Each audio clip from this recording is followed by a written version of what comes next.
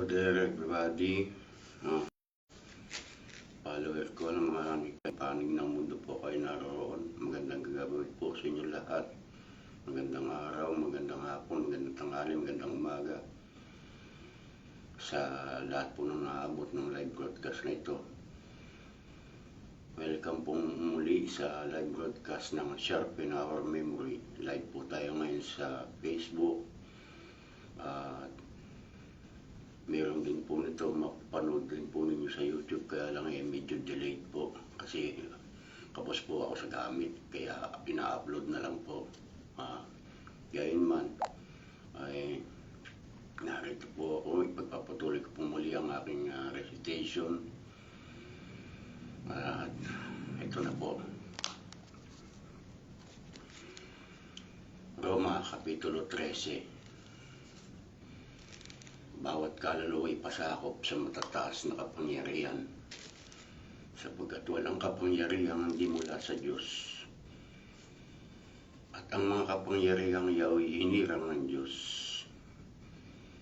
Kaya't ang sumasalansang sa mga kapangyarihan ay sa utos ng Diyos sumasalansang.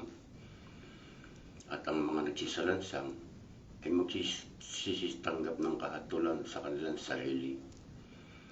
Sapagkat ang mga pinuno ay hindi kilabot sa gawang mabuti, kundi sa masama. Datapwat ibig mo bagang mawalan ng takot sa may kapangyarihan. Gawin mo ang mabuti at magkakamit ka ng kapurihan sa Kanya. Sapagkat siya'y ministro ng Diyos sa ikagagaling mo.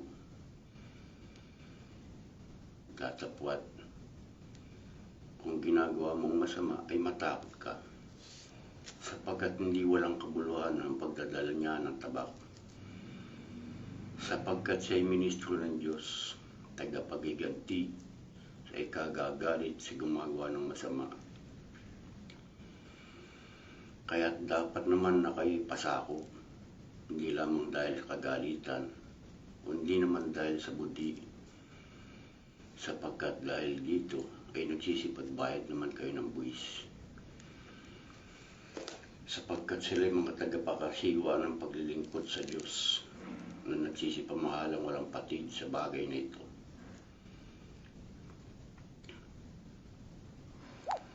Ibigay ninyo sa lahat ang sa kanila'y nararapat, buwis sa dapat buwisan, ambag sa dapat ambagan, takot sa dapat katakutan, puri sa dapat papurihan.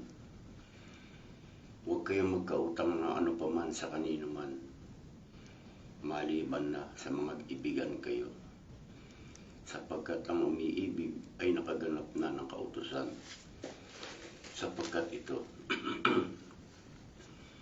huwag kang mangangalunya, huwag kang papatay, huwag kang magnanakaw, huwag kang mananakim.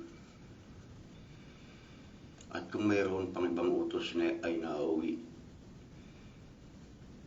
sa isang salita sa makatwid ay dito, iibigin mo ang iyong kapwa na gaya ng sa iyong sarili.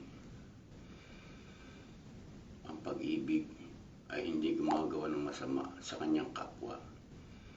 Ang pag-ibig nga ang siyang katuparan ng kautusan. At ito, yamang nakikilala ang panahon na ngayon ay kapanahunan ng magsigising kayo sa pagkakatulog. Sapagkat ngayon ay lalong malapit sa atin ang kaligtasan kaysa nung tayo ay magsisampalataya ng una.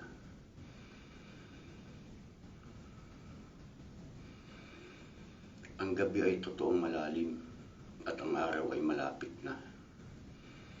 Iwaksin natin ang mga gawa ng kadiliman at ating isakbat ang mga sandata ng kaliwanagan.